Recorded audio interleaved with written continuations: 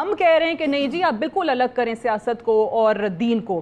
ہماری وہ جماعتیں جو علماء کرام مذہبی جماعتوں کے روح رواں ہیں, تمام جماعتیں پارلیمان کا حصہ بھی ہیں, وہ بھی نہیں کچھ کر پا رہے ہیں. علماء کرام کے کردار کی میں بات کرنا چاہوں گی. ہم ہمیشہ کہتے ہیں, نوجوان نسل سے آپ پوچھتے ہیں, وہ کہتے ہیں کہ جی علماء کرام کی بڑی طاقت ہے, وہ جب چاہیں سڑکوں پہ لے کر آ جاتے ہیں, دھرنے بھی دے دیتے ہیں, یہ بھی کر دیتے ہیں. ہمیں یہ نظام چاہیے اس ملک میں. اسی چیز کی ڈیمانڈ پہ کیوں اتنا پرزور اصرار ہمیں نظر نہیں آتا؟ بسم اللہ الرحمن الرحیم. یریدون ان یتحاکموا الی الطاغوت وقد امروا ان یکفروا بہ. صدق اللہ العظیم. آج کا پروگرام بہت اہمیت کا حامل ہے اور سوال بھی بہت اہم ہے. علماء اکرام کا جہاں تک رول ہے معاشرے کے اندر, یہ بہت اہم اور کلیدی رول ہونا چاہیے, کیونکہ ایک لحاظ سے اسلامی احکامات سے آگاہی کرانا علماء ہی کی ذمہ داری ہے. لیکن جو مجھ سے پہلے دونوں حضرات نے بڑی اچھی گفتگو کی. ہمارا معاشرہ جو ہے نا وہ اس نہج پہ چل پڑا ہے کہ جس میں یہ آواز آہستہ آہستہ دبتی جا رہی ہے. ایک وقت تھا کہ علماء کی آواز آج سے زیادہ مضبوط تھی اور وہ زیادہ کھل کر بات کر لیتے تھے. دن بدن اس آواز کو جو ہے وہ پست کی جا رہا ہے. اور اس کی وجہ یہ ہے کہ چونکہ جو دوسرے مذاہب ہیں, یہود و نصارہ ہیں, ان کے ادیان جو ہے کامل نہیں تھے. ایک وقت کے لیے تھے, وقت گزرنے کے بعد ان کا نظام بھی جو ہے وہ فرسودہ ہو گیا.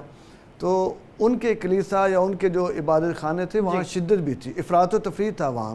جبکہ ہمارا دین اسلام جو ہے وہ کامل ضابطہ حیات ہے اور اس کے اندر لچک ہے اور ہر طرح کی انسانی ضروریات کو پورا کرتا ہے.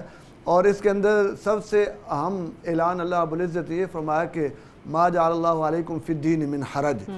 دین کے اندر کوئی حرج نہیں ہے, یعنی سختی شدت ایسی نہیں ہے کہ ایک بندہ جو ہے وہ ایک کام بالکل کر ہی نہیں سکتا, طاقت نہیں رکھتا تو اسلام اس کو مجبور کرے ایسا ہی کرنا ہے. ایسا نہیں ہے. تو دین اسلام کے جو احکامات ہیں اس سے حقیقت میں آگاہی معاشرے کے اندر نہیں دی جا رہی, اور اس دین اسلام کو ایسا ایسا جو عبادات خانہ اس تک محدود کرنے کی کوشش کی جا رہی ہے. اور اصل میں جس طرح پہلے بھی بات ہوئی کہ یہود و نصارہ کا جو ایجنڈا اس کو پورا کیا جا رہا ہے. بٹ اس میں ڈاکٹر صاحب قطع کلامی کی معذرت, یہود و نصارہ کا جو ایجنڈا ہے اس کو پروموٹ کرنے والے, ہمارے ملک میں پروان چڑھانے والے ہمارے ہی لوگ ہیں نا, جو ان کے اعلی کار بنے ہوئے ہیں. ظاہری بات ہے, اس لیے کہ جو دشمن ہے اسلام مسلمانوں پہ ڈائریکٹ غالب ہو ہی نہیں سکتا. تو ہمارے آقا نے بشارت دی ہے کہ دشمن جو ہے وہ غالب نہیں ہوگا, ہمارے اعلی کار بنتے ہیں.